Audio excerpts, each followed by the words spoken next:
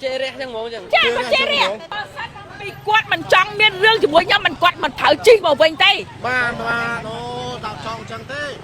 là tại sao ta bọc khinh bà bọc khinh ấy môi bông sấy nó nghiêng sụp vâng bà còn chân tới khang con bay nó còn phỏng đực khi quạt chờ nữa đọc nhẹ riêng rồi lụa bài cây rồi đọc nhẹ riêng bà tam cho ngu hai là mấy bông phép tinh nữa quạt bọc khinh phải sao ba thấy nhẹ sụp vâng nước giấy sụp vâng nhưng mà đất thì lại có uất bình con bay nhôm bà thấy có đất có phở biệt trong đây ra nhôm cho chi ơi lùi ra nhưng mà đất tê và ăn đất ấy mấy có màu vô quạt ấy hay nhôm chỉ nhau đất ấy là con là chi màu lao mà bây giờ nè sẽ vẫn lao mà bà thầy tập về ấy chúng ta sửa rộng mai đó do pi mơn còn phỏng chi người ta bốc hình đó thầy được về nó còn phở trong đây chúng mà nhom quạt chi cả đo đâu hai bom với nó hay chở bà bài đặt cái sống tâu hay chăng quạt chi bỏ vào bên tiệt hay sao đưa dân tiệt hai con pram tam chi vật thoa ấy đấy nè bóng quạt chê dân vô cái bốn quạt địa bàn vậy chăng ấy còn hà lan quạt đất ấy nè sẽ bấm hai con ai pi mơn nó bằng quạt đất còn vậy chăng à của nhóm sai của đã lên nó ngay nè sao sẽ lạiสำคัญcủa nhóm sai phô nhómมันđã lưới thả xem năng hao ấy bóng bà con vậy sẽ chi vật thoa mỗi dân sụp bôi ha ở tô bông trên sài nhóm ở đằng này sẽ bằng tê ok nhóm lực trình tại này con vậy phía xa cùng đồng rơi mỗi dân hay vay tù sao dân hay chê dân tiệt con bong tù sập bong sợi nhóc bay tù sập năng về mình làm lại khangอย่างนั้นก็ต้องถอดบองตù sập cái đây dân bọc khe thôi nhóm bay năng lơ bọn nhóm đá năng sẽ tự sài bong à miếng pro hay sẽ sài គ្រប់នឹងជំរាបសួរទៅកាន់ប្រិមត្តរបស់គីមស្រូញូនៅគណៈវេលាម៉ោង1:43នាទីនៅមុននេះបន្តិចមានករណីហិង្សាមួយបានកើតឡើងរវាង Pass App ហើយនឹងអ្នកលក់បាយបាទគណៈដែលអ្នកលក់បាយហ្នឹងគាត់បានហៅ Booking Pass App ហ្នឹងឲ្យមកដប់គាត់បាទឲ្យដប់ក្មួយគាត់ហ្នឹងព្រោះក្មួយគាត់រៀងស្រវឹងហើយមិនអាចជិះម៉ូតូបានក៏ឲ្យជិះ Pass App ហ្នឹងទៅស្រាប់តែហៅមកដល់ហើយម្ចាស់ Pass App ហ្នឹងគាត់បានឃើញថាក្មួយស្រីគាត់នឹងស្រវឹងក៏គាត់អត់ព្រមដប់ទេអញ្ចឹងណាអត់ព្រមដប់ទៅក៏កើតជាហិង្សាទំនាស់ពាក្យសម្ដីគ្នារហូតដល់ពេលចេញទៅរៀងខ្លួនហើយចេញទៅផ្ទះរៀងខ្លួនវិញហើយមានថាបែកជុំគ្នាស្រាប់តែ Pass App ហ្នឹងជិះត្រឡប់មកវិញហើយក៏បានសោចនឹងឌឺដាក់ខាងលក់បាយក៏ខាងលក់បាយបាទសួរនាំទៅកើតជាហិង្សាបកឆ្លោះគ្នាទាស់តែងវាយគ្នាបណ្ដាឲ្យរងរបួសទាំងសងខាងតែម្ដងជេគ្នាទៅវិញទៅមកទៅខ្ញុំជីចេញទៅហួរបាទជីចេញហួរខ្ញុំអត់នឹងទេបាទប្រចាំការហត់នឹងបាទហើយក៏ខ្ញុំជីមកហួរខ្ញុំហួរទៅក្រោយនោះបាទហើយទៅពេលខ្ញុំបាទមកប្រចាំការមកផ្លូវហ្នឹងគាត់វិញតាមទៅបាទឥឡូវបាត់ទៅដល់ បាទឥឡូវនេះមិនមានករណីហិង្សាមួយដែលតាមការបញ្ជាក់ពីបងប្រុសដែលជាម្ចាស់កង់3មិញហ្នឹងគេហៅគាត់ជី Pass App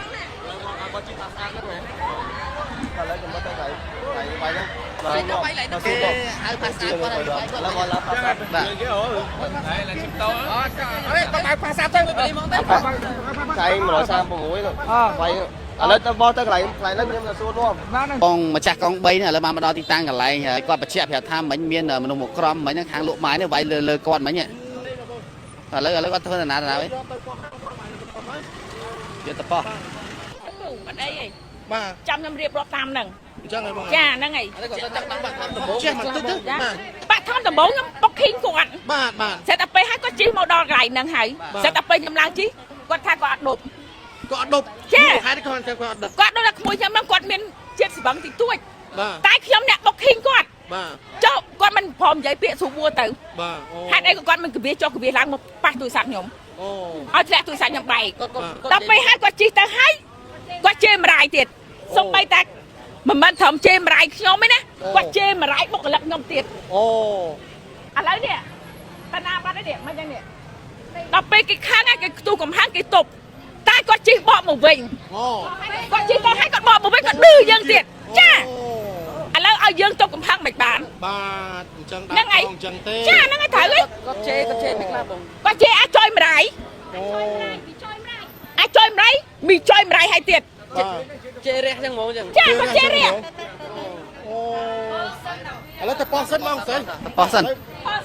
ពីគាត់មិនចង់មានរឿងជាមួយខ្ញុំមិនគាត់មិនត្រូវជីមកវិញទេបាទអូដាក់ចង់ចឹងទេ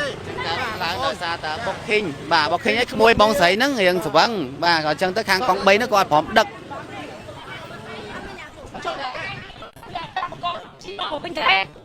វាចាប់ករឿងមកវាជីបកមកវិញជេចា ខ្ញុំនេះអ្នកទៅផ្ទាល់ខ្ញុំលើកថា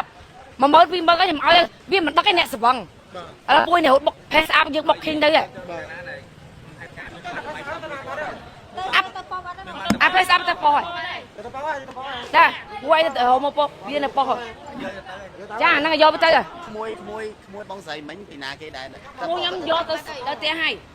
ខ្ញុំសាញ់វាដល់ផេសអាប់ហើយគ្នាសបងអួតសបងឡើងម៉ាក់ឲ្យនឹងមីងជូនទៅនេះខុសកណាក្មួយនេះដល់ខ្ញុំសាញ់ទៅដល់ហើយអត់ឲ្យពាក់ព័ន្ធនឹងក្មួយទេព្រោះក្មួយផ្សេង ចាអញ្ចឹងណាក៏នឹកដាក់ផាសអាប់តែដល់ប៉ាត់ជិះម៉ូតូមកទេតែខ្លាចនេះយើងផាសអាប់យល់អត់តែពេលផាសអាប់ហ្នឹងវានិយាយឆ្លើយយើងបុកឃើញត្រឹមត្រូវយកឲ្យជីឆៅឯណាបងគាត់ជីទៅដល់នៅឲ្យបងមួយនោះថាចាអើបបាយអត់ដឹកទៅសុំទោសឲ្យចឹងគាត់ជីបកមកវិញទៀតហើយសើចឌឺយើងទៀតឌឺយើងទៀតហើយគាត់5តាមសុជីវធម៌អត់អីទេណាបងគាត់ជេរយើងយកហើយខ្ញុំអត់យល់គាត់ស៊ីមិនទេថាមូលហេតុអាហ្នឹងការគាត់បញ្ជាក់ណាចឹងខ្ញុំសួរទាំងសងខាងបើយើងអត់ខ្ញុំអត់សួរខ្ញុំអត់ដឹងទេតែប៉ិតរឿងរ៉ាវវាអញ្ចឹងវាមានតែវាមានហេតុវាមានផលហើយដោយសារគាត់បញ្ជាក់មកមិញគាត់ថាគាត់ភៀវបកឃីងសវឹងគាត់អត់ដឹកទេគាត់ខ្លាចក្អួតខ្លាចអីលើភាសាគាត់គាត់និយាយអញ្ចឹងណាសុំទោសគាត់ដំបងគាត់វាបាននិយាយអញ្ចឹងឯងគាត់ហាឡាគាត់អត់ដឹកឯងអ្នកសវឹងហើយគាត់ឲ្យ20000ណាបើគាត់ដឹកគាត់និយាយអញ្ចឹងពួកខ្ញុំផ្សែងពួយដាក់លើហ្នឹងឯងគ្នាសោះឆ្លាតសំខាន់ពួកខ្ញុំផ្សែងប្អូនខ្ញុំមកដាក់លើផាសែមហ្នឹងហើយឯងបងបើគាត់និយាយសុជីវធម៌មកយើងស្រួលពោះហាអត់ទោះបងជាស្រ័យខ្ញុំអត់ដឹងអ្នកសវឹងទេអូខេខ្ញុំលើកចេញតែនេះគាត់និយាយភាសាកម្រុះរើយមកយើងឲ្យវាយទូរស័ព្ទយើងឲ្យជេរយើងទៀតគាត់បោកទូរស័ព្ទបងស្រីខ្ញុំបែកទូរស័ព្ទហ្នឹងវាមានតម្លៃខ្លាំងយ៉ាងណាក៏ដោយក៏អត់ត្រូវបោកទូរស័ព្ទគេដែរយើងបុកខេទៅខ្ញុំពេលហ្នឹងលើប្អូនខ្ញុំដើរហ្នឹងសិតតែស្រីបងអត់មានប្រុសទេសិតស្រីហ្មងតែយ៉ាងមិនជេរម្ដាយគេតែយើងគ្រូគាត់ហ្នឹងបរៀនតែជេរម្ដាយគេចឹងមែននិយាយគាត់ដាក់លើភាសាហ្នឹងយើងបុកឃីងដែរបងបុកឃីងតាមក្រុមហ៊ុនអត់មានហៅជីឆៅទេឲ្យយកលុយក្រៅលើកដាក់មកឲ្យក៏គាត់ឡើងទៅលើរហដងទៀតយើងលើកហើយគាត់និយាយសុជីវធម៌មកយើងស្រួលបួយយើងគិតថាឲ្យម៉ាក្បាស់ណាឲ្យតែគាត់បានដឹកដល់ផ្ទះចាហើយមិនអត់មានចាស់ទុំទេមីងមាសសិតតែចាស់ទុំហើយគាត់មានសវឹងទេគឺស្មារតីហ្នឹងហេតុអីចាំបាច់បោកទូរស័ព្ទគាត់ហើយហេតុអីចាំបាច់ជេរម្ដាយគាត់ទៅទាញទូរស័ព្ទបោកគាត់ក៏វាដៃយើងវាដៃយើងផ្សេងទូរស័ព្ទរបស់យើងអត់ដិតចឹងប្រហែលក៏យើងឲ្យដែរលេងគាត់ក៏វាដៃទូរស័ព្ទពីយើងហើយគាត់ជេរម៉ែយើងយកគាត់ចាំក៏កលះចេញពីខាសាប់គាត់វាយយើងវាហៅអ៊ំស្រីម្នាក់ទៀតគាត់កាន់ទូរស័ព្ទចែហើយមកខាងទៀតគាត់3មីអូនដល់ពេលហើយគាត់ក៏វាទូរស័ព្ទយើងនេះអាកំប៉ុងនឹងកាន់នឹងដៃដែលបុកឃើញគាត់ហ្នឹងគាត់វាយពីលើចែហើយគាត់ជេរយើងហ្មងហើយទៅដល់ផាត់ហើយបកមកវិញមកសោចឌឺយើងហ្មងដល់រួចបានអ៊ំខ្ញុំគាត់ឃើញគាត់គ្រាន់តែដើរទៅមើលមកគាត់នឹងថាហេតុអីមកជេរម៉ែពួកខ្ញុំអញ្ចឹងស្រីចែដល់ហើយបុកអ៊ំខ្ញុំប៉ាំងទៅដល់នោះបងឃើញមែនអីលបោះជើងហងដៃអាយះហង